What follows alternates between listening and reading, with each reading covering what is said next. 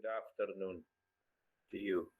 For today, as shown in the slide, nouns are of two types. Either we have common nouns or we have proper nouns. Now, let us see what is a common noun. A common noun is that noun which refers to a class in general. It does not refer to a specific naming or labeling. In Arabic, we call common nouns as أسماء الجنس. يعني من خلالها أنا أحدد جنس هذا الشيء. هل هو مثلا من جنس البشر، من جنس يعني سيارات، من جنس كراسي، من أي شيء معين. So most nouns are common nouns. إذا معظم الأسماء هي أسماء جنس. Common nouns refer to people, refer to places, they can refer to things in general like chair. This is a common noun. I can point to a piece of furniture as a chair if it carries the characteristics of being a chair. Dog, the same, is a common noun. But here I do not refer to a specific dog, no, general. To sum up, يعني حتى نختصر الموضوع, any noun that is not a name,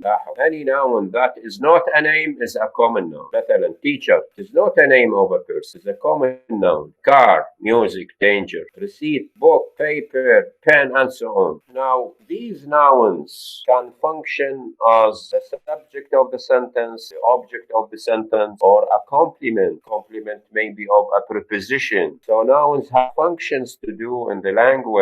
For instance, in the example, have you seen my dog? My dog here is a common noun functioning as the object here. The books are on your desk. The books is the subject. Common noun functioning as the subject. On your desk, desk is the complement of the preposition. On. It is set within a prepositional phrase. We have a preposition which is followed by a noun. So it is a prepositional phrase. The pursuit of happiness. Here we have a kind of a construct. الconstruct باللغة العربية يعني مضاف ومضاف إليه. Pursuit of happiness, تقفي السعادة. البحث عن السعادة. So we have مضاف and مضاف إليه. It is a construct. Here we have two nouns. Pursuit is a noun. Happiness is another noun. Both of them are in a relationship of possession. علاقة التملك by using of. Because we have an inanimate noun. Let's move. Now, what about the proper nouns اللي هي أسماء العلم. Proper nouns are أسماء العلم. These are names of people, names of places, names of organization and other labels. For example, your name is a proper noun. Zaki, Ahmed, Layla, John, whatever. These are proper nouns because they refer to a person. London is a proper noun. It refers to a place. United Nations, this is a proper noun. It refers to an organization. There is a rule, أكو قاعدة, which says تقول proper nouns always start with a capital letter. This is in English. Proper nouns always start with a capital letter. There is an important division concerning English nouns, which is dividing them into count and non-count nouns. We have أسماء معدودة and أسماء غير معدودة. And what is the difference? Let us see. Countable nouns are those nouns which can be counted. يعني ممكن أن تحسب تعد 1, 2, 3, 4, and they can't be pluralized. They can't be made plural either with S or we have an irregular pluralized.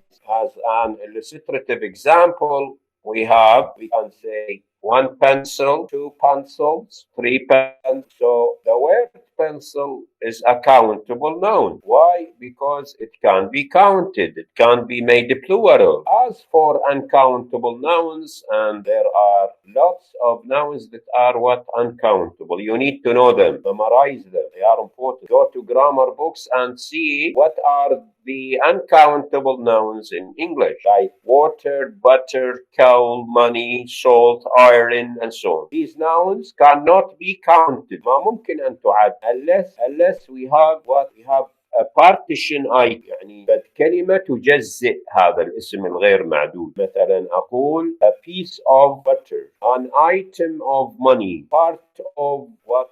Let us say iron, piece of cake, and so on. To the bottom of the slide, we have an example. If you want to express a quantity, you have to use a special phrase. I want to specify the quantity of water. For example, I say a glass of water. In order to pluralize this, I say glasses of water. So there there are ways in order to make such nouns plural. We have a noun. This is an important noun. It is said some nouns can be countable and uncountable. How can we differentiate? We can differentiate, of course, through context. Context is the hub that helps us recognize that such a noun is countable or not. Depends on context. اللي احنا نعرف مثلا كلمة paper تصير معدود وتصير غير معدود. كلمة glass أيضا تصير معدود وتصير غير معدود. لكن السياق هو اللي يحدد. It is the context that specifies whether a noun is countable or uncountable. And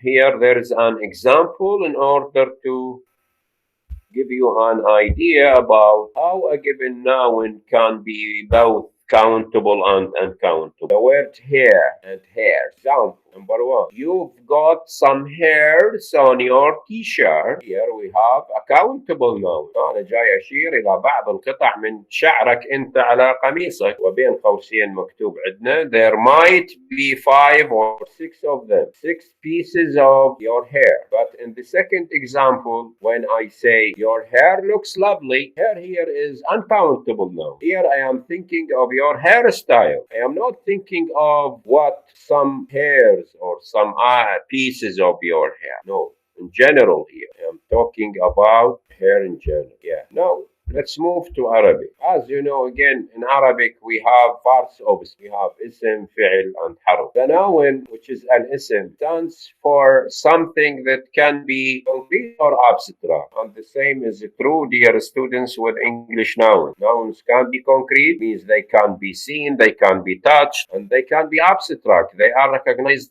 in the mind. أسماء مجردة. They are not material. Nouns in Arabic can be definite and can be indefinite. قد يكون الاسم معرف قد يكون الاسم نكرة. And the same is true with English. Nouns in Arabic can be singular, dual, and plural. This concerns the notion of number, which is very important. In my book, I have a separate section titled Number. In the same chapter I told you about. Here we have a difference between English and Arabic. You know that in English we have just 2 divisions of number. We have singular and plural. We do not have a category which is dual in in English. So how can English compensate? Of course, there are ways to compensate this lack. Nouns can be masculine or feminine. And the same is true in English. Masculine مذكر وفeminine مؤنث. هاي المسميات حفظوهن خصوصا كتابتهم تحتاجهم بالإجابة مالتك. ما يصير ترتكبون أخطاء بيهن. تعلموا هذه المفردات. You need them in your exam. You need to write in a correct spelling, especially of these items. Again, what are the functions of nouns in Arabic? The same as in English. A noun can function as a subject, يعني الاسم ممكن يشتغل فاعل or object, مفعول, and of course it can be a complement of a preposition. Now here we have a post. It is taken from a grammar lesson. Where these lessons, you can go to them when you insert them on your web, on the internet. You can go to them and see what is there. That's why I have kept them here in this slide. It is said that Arabic nouns are of 6 types. I'm talking about the definite Arabic nouns. الاسم المعرف. Proper nouns, أسماء العلم. They are pronouns. ضمائر أيضا they are definite. Demonstrative pronouns. And by the way, in English they are pronouns. In English they are أسماء الإشارة. And in the same chapter in my book, I have signaled out a section titled Demonstratives. I want you to see that. So let me repeat. Definite nouns in Arabic can be proper nouns, can be pronouns, and you can refer to these lessons on the internet. Demonstrative pronouns, أسماء الإشارة أيضا, they are definite in Arabic. But in English they are what? They are pronouns. In Arabic they consider them as nouns. The same is true with relative pronouns. And this topic is important and I'm going to talk about them in a separate lecture. Relative clauses, جمل الوصل مهمة نتحدث عنها المحاضرة مستقلة. Again, they are أسماء in Arabic, but in English they are pronouns. Sometimes we have a noun which is annexed to للتعريف. It is called definite noun. معرف بإيه. Sometimes we have a construct. A construct يعني المضاف إلى معرفة. عندنا مضاف ومضاف إليه. construct with capital C.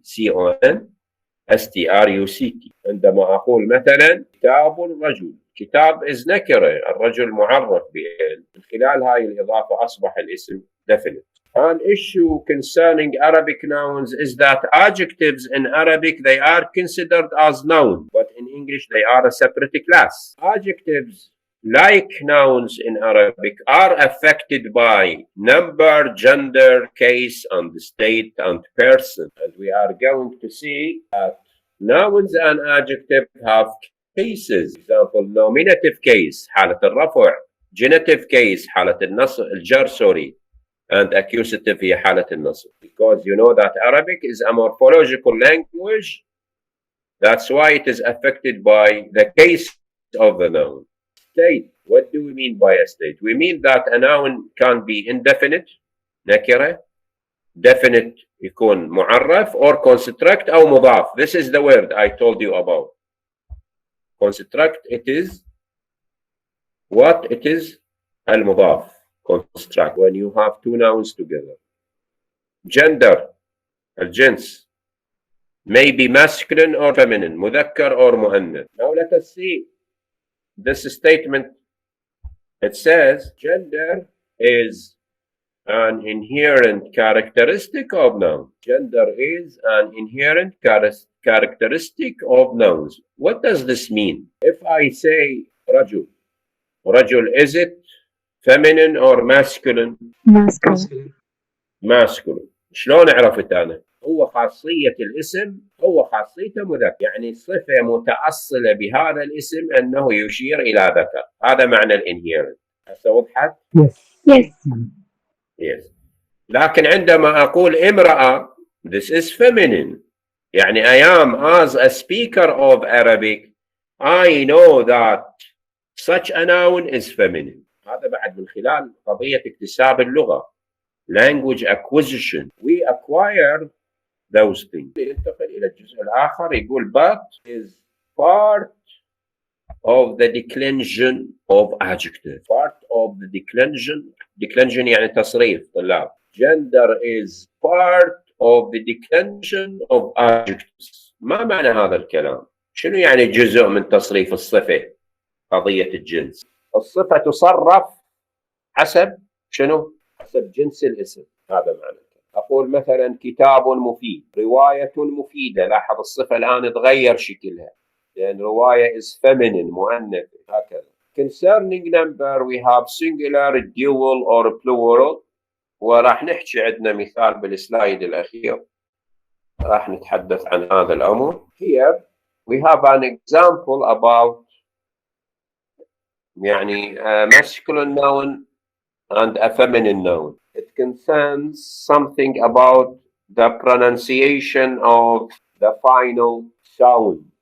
It is said nouns are normally given in their posal form. شنو يعني posal form؟ يعني الشكل النهائي، الشكل التوقفي مالتها. عندما أقول مثلا ملك وأصرفها أقول ملك إذا كانت نكرة. إذا أريد أعرفها أضيف لها التعريف أقول الملك. لكن أنا عندما أنطقها لوحدها لا، أنطقها بالشكل التوقفي أقول ملك، الملك. فقط إذا أضيفت لا راح ينطق الصوت الأخير. So nouns are normally given in their posal form. For example, ملك would be declined as ملك اللي هي nominative singular indefinite، اسم نكرة مفرد مرفوع.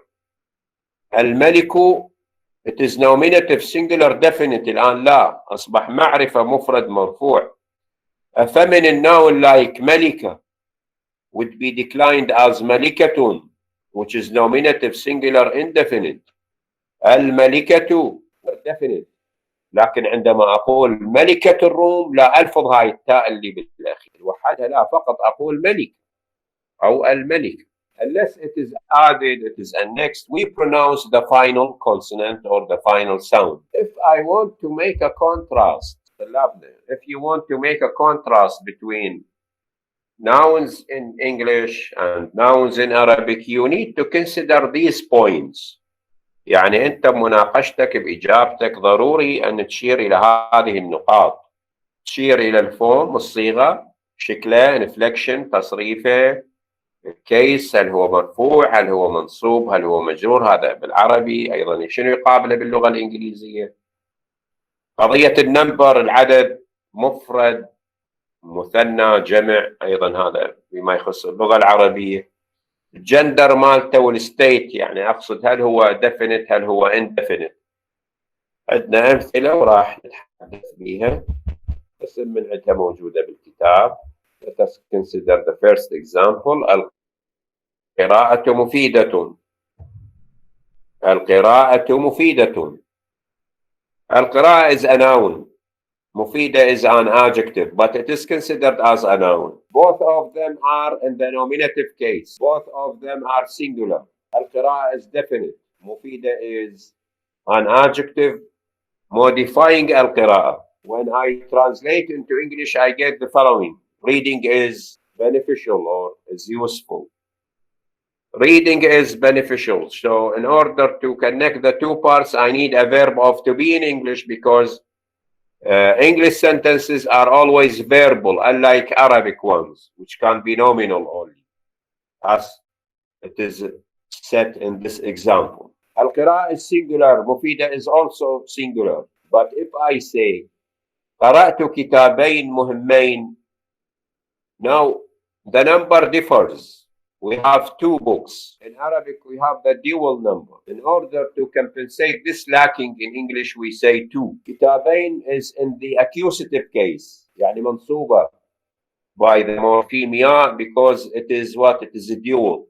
مهمين is an adjective, also dual, modifying the object كتابين. كتابين is masculine, مهمين is masculine. To render this into English, I say I read. Then بالماضي, I read two important books. And you can see the position of the adjective in English differs from the position of the adjective in Arabic. In Arabic, it follows the noun. In English, no, it precedes the noun. صرخة الأبطال. صرخة is what is taken from the verb صرخة. This is called the cognate object. أيضا اسم منصوب هذا. يسمى بالمفعول المطلق. Why? Because it is taken from the verb. This is not available in English. Sarkhata is an accusative noun because it is a cognate object. It is taken from the form of the verb sarakha, which is shout. Sarkhat al-abtal, in English we say as a hero. Tashbih. Sarkhata is a feminine singular noun because it ends in feminine t, يعني تاء التأنيث. وصرخة الأبطال is a construct مضاف ومضاف إليه. رأيته في السوق is a noun, but it is in the genitive case, مجرور. Why? Because it occurs after the preposition في. So it is the complement of the preposition, and the same is true in English when I say I saw him in the market. The market is also a noun, which is the complement of the preposition in. And of course, there are differences on the part of the morphology of the noun. الطالب غاب عن الامتحان. طالب is a noun which is singular, masculine. In the nominative case, غاب عن الامتحان. الامتحان is also another noun, but here it is an adverbial because it occurs after the adverb عن. And again, al-imtihan is also in the genitive case. It is definite. It is masculine. It is singular. If I want to render this into English, I can say the student was absent from the exam or in the exam by using an adjective which is absent instead of the Arabic verb غاب, which is in the past. That's why I have used was in order to compensate for the tense in Arabic. Now I want to shed light on the example رأيت رجلا باكيا ورأيت امرأة باكية. You can see that there is a difference in gender between رجل and امرأة. رجل is an accusative, singular, indefinite noun. امرأة is a singular, feminine, indefinite noun. And you can see the change of the form of the adjective according to the noun preceding. باكيا refers to the masculine رجل. باكية, باكية, it refers to the feminine noun امرأة.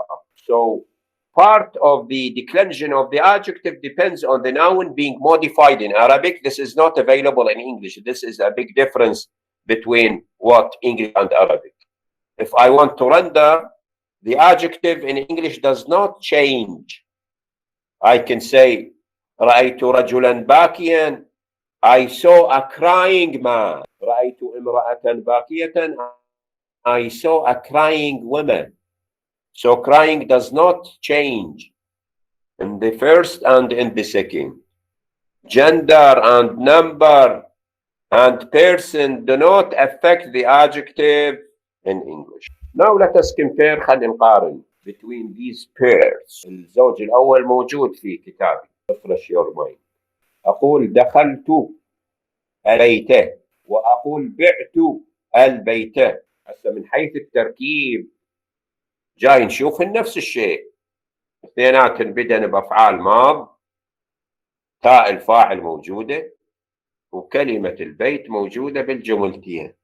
But what is the difference? What is the difference between the noun البيت in the first and the noun البيت in the second? Dear students, pay attention. Verbs are governor. They control nouns. They affect nouns. دخلت البيت, the verb دخل has in its meaning a preposition which is إلى، لكن ما موجود على السطح، موجود ضمنا بالفعل. يعني أنا هنا أقدر أقول دخلت إلى البيت وأقدر أقول دخلت البيت. حرف الجر متضمن بالفعل دخل. لذلك البيت بالجملة الأولى it is an adverb of place، ظرف مكان. But بعت البيت there is no preposition in the meaning of باع. So البيت is what is an object مفعول به. In my translation I can say in the first one, I entered the house, and I can say I entered to the house, no one is. But generally we say I entered the house. بعت البيت, it is simple. I sold the house. Now let us compare this pair. هذا الزوج. رأيت القمر منيرا ورأيت قمرا منيرا. You can see that القمر in the first is definite, معرف. But in the second قمرا is what? Is indefinite. هذا شيء يجلب من تغيير. What does it? شنو? Change. شيء يغير. This definiteness of the noun القمر makes the following item. الكلمة اللي تتبعها هسه عبارة كلمة واحدة. It makes the following item as the manner of that noun. تبين حالتها. But indefiniteness قضية التنكير in the second. رأيت قمرا منيرا. This indefiniteness makes the following item as an adjective. Now translation differs. الترجمة أيضا تختلف. رأيت القمر منيرا. I saw the moon brightening or shining. Look, I saw the moon brightening. But in the second, رأيت قمرا منيرا, due to the grammar of Arabic, I have recognized that منيرا is the adjective of قمر. So as a translator, I say, I saw a brightening moon, or I saw a shining moon. So please try to read about the basics of Arabic grammar plus the basics of English grammar in order to widen your knowledge, in order to give a good contrastive comparison comparing grammatical issues in Arabic and in English. I come to the end of my lecture here. Please read my chapter in my book about nouns in Arabic and how I shed the light in order to compare things with English. As I have told you, my approach is functional because we are dealing with the process and the product of a translation. Syntax is not enough. We need to know the functions of these syntactic categories in order to give a very truthful, adequate, suitable translations. Thank you for your listening and for your patience. And I am sorry for the delay in this lecture. I'm going to upload these slides in your classroom. I have to go now. Thank you very much and goodbye.